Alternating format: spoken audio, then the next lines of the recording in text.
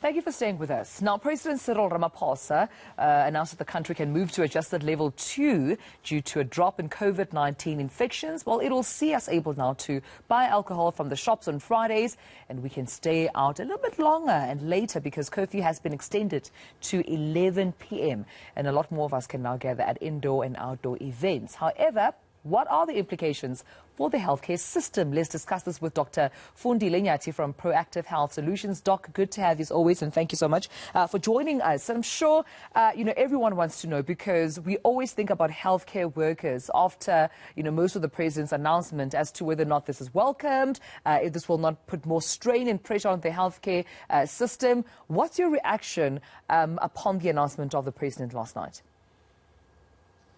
Thank you. I think the announcement was, welcomed by most people, even the healthcare fraternity. I think they were not really, most people I've spoken to, they are quite, comfortable because the pressure on the healthcare system is now very, very low. I mean, the numbers for yesterday, there's only 3,961 new cases.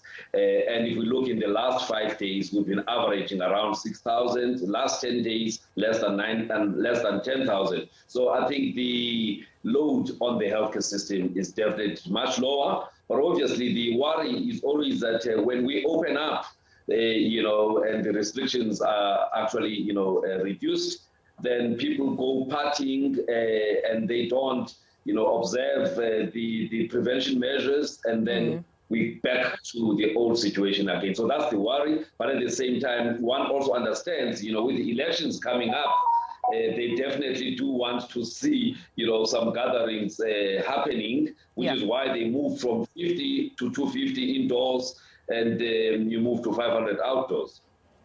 And that was about to be my next question, Doc, to say, has that been the South African human health behavior during this pandemic, that when the president does ease, restrictions, then it seems that people are, relaxed, they're more exposed to, of course, being infected with COVID-19, they're more exposed to super spreader events, and therefore we have to go back to a level higher, and doctors and healthcare workers have to say, listen, let's make sure that we don't fill up the bed so that we can, of course, treat COVID-19, not necessarily everything else that comes along with it, whether it's being, coming up with stab wounds or accidents or due to alcohol abuse. Then we see more patients coming in with non-COVID-19 related, casualties.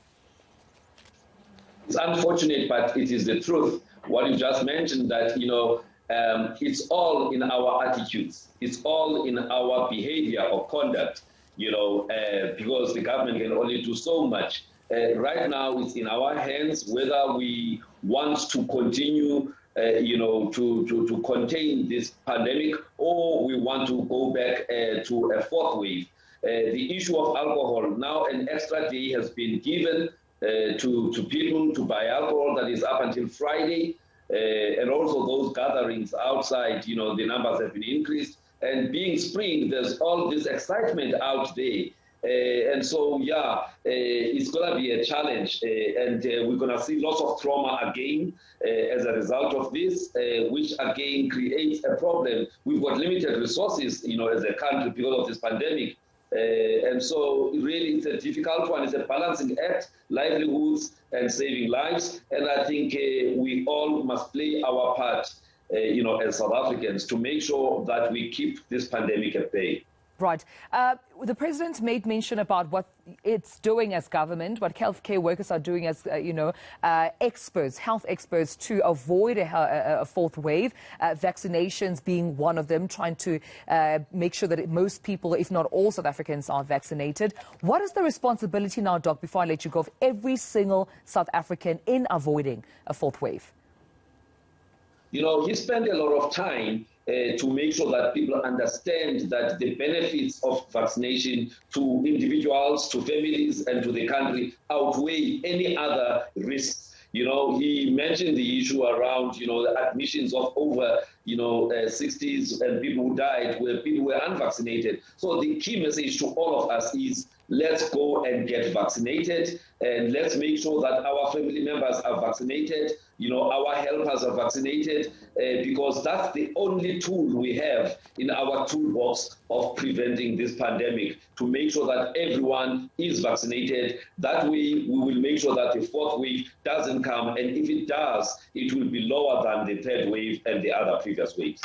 All right, we'll leave it there. And thank you so much for talking to us, Dr. Fundile Nyati.